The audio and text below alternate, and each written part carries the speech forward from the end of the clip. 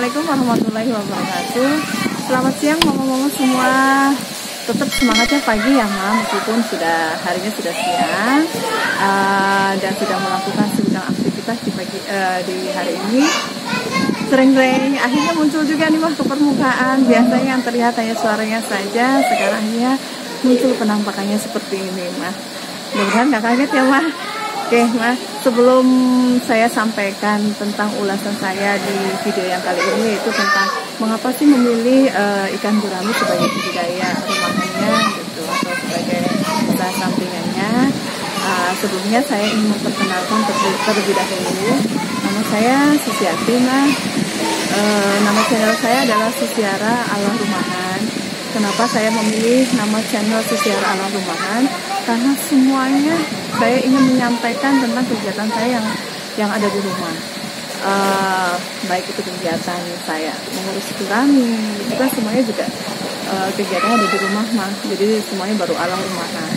Terus memasak juga saya baru bisanya ala rumahan Mah. Kalau masak ala restoran saya belum bisa gitu. Dan diharapkan dari channel ini saya ingin menyampaikan semua kegiatan saya yang ala rumahan, semua ini saya sampaikan kepada mama semua atau semua youtuber yang ada di seluruh Nusantara. Oke Man, itu alasan saya mengapa memilih nama channelnya Susiara Ala Rumahan. Kemudian profesi saya adalah sebagai ibu rumah tangga Mah.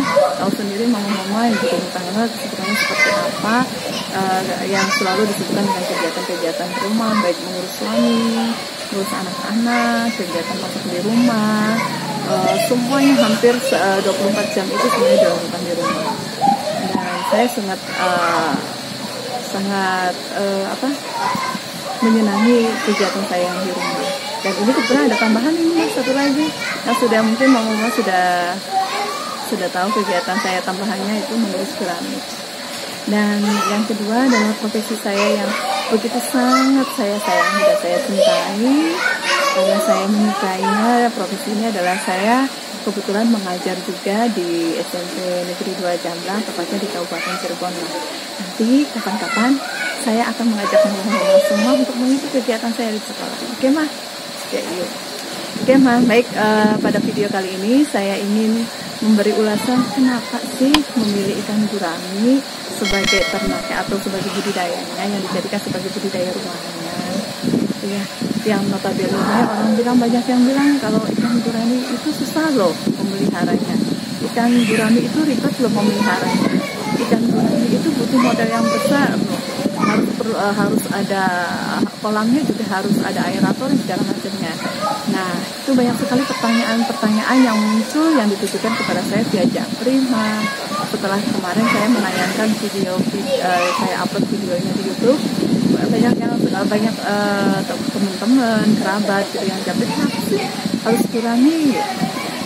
Nah, ini alasannya kenapa memilih gurami.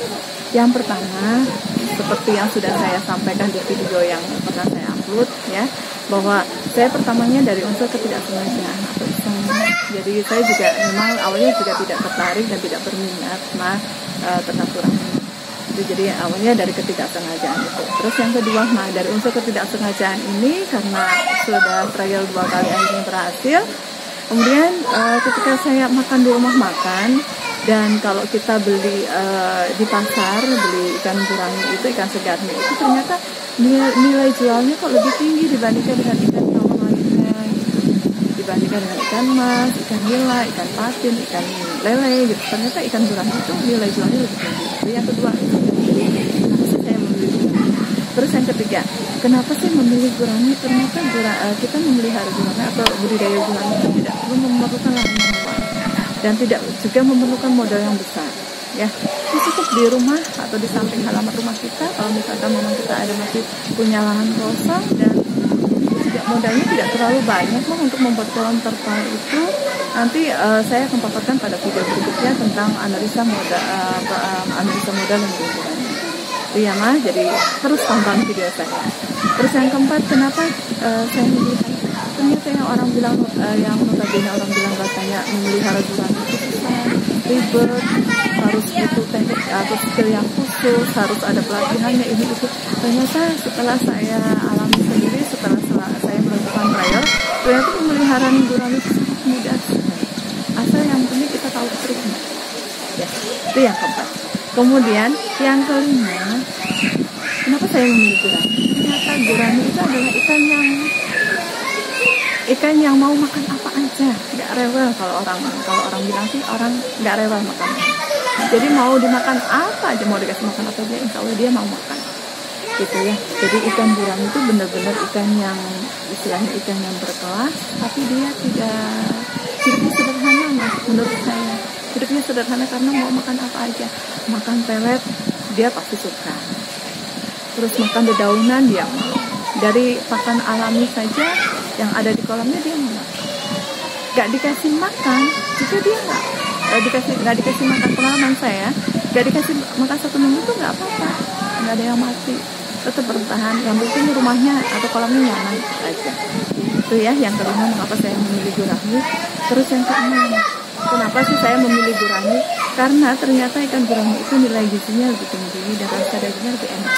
Pasti mama sudah tahu ya bahwa rasa daging ikan gurami itu lebih enak dibandingkan dengan ikan air tawar lainnya. Oke. Yang ketujuh Mas, ikan gurami ini kita tahu bahwa ikan gurami, semua ikan kan memang pasti ada durinya ya Mas.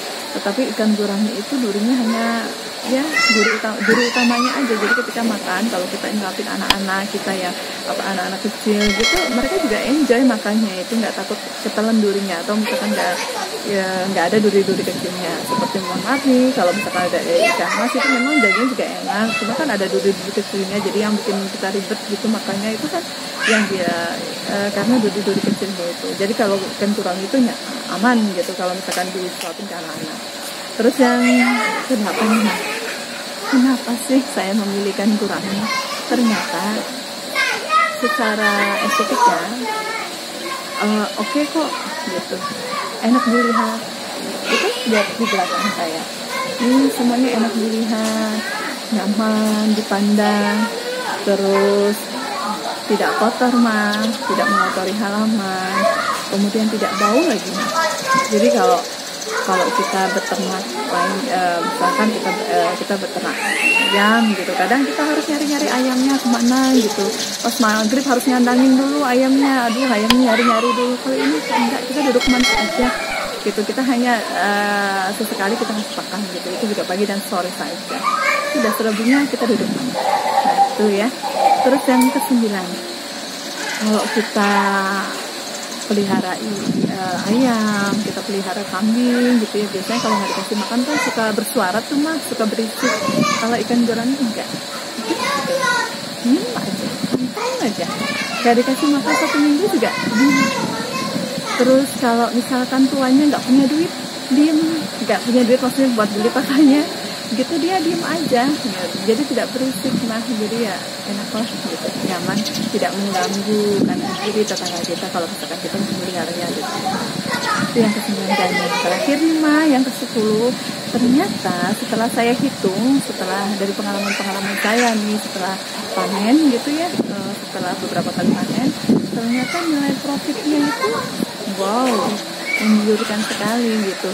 Lumayan kalau misalkan buat nambah-nambah uang dapur dan bisa untuk buat tabungan atau celengan. Itu aja mah ya. Jadi itulah mengapa saya memilih ikan gurami bila dibandingkan dengan ikan-ikan lain. Itu mah. Nanti saya akan berbagi video lagi di kesempatan yang lain tentang analisa usaha ternak gurami ini, dari pembuatan kolam, permodalannya sampai dengan profitnya berapa gitu. Yang jelas pasti menggiurkan sekali.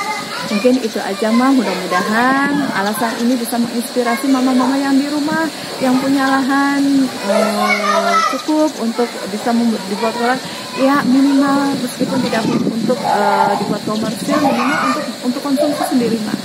Misalkan untuk konsumsi sendiri itu udah jadi ngirit mah, kita bisa mengirit untuk ya minimal uang belanja bulanan. Itu aja mah, sekian dari saya. Tetap semangat ya mah. Terima kasih. Assalamualaikum warahmatullahi wabarakatuh.